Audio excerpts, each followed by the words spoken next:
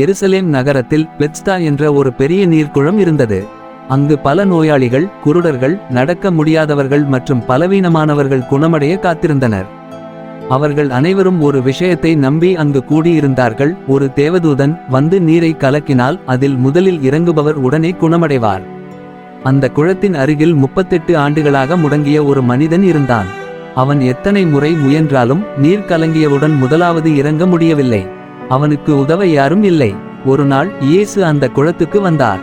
முடங்கிய மனிதனை பார்த்து கருணையுடன் கேட்டார்: நீ குணமடைய விரும்புகிறாயா என்று. அந்த மனிதன் வேதனையாக பதிலளித்தான்: ஐயா, நீர் கலங்கும்போது எனக்கு உதவ யாரும் இல்லை. யாரோ முன் இறங்கிவிடுகிறார்கள். இயேசு அவனை பார்த்து, எழுந்து உன் படுக்கையை எடுத்துக்கொண்டு நட. அந்த மனிதன் அதிசயமாக உடனே குணமாகி தன் படுக்கையை எடுத்துக்கொண்டு நடந்தான்.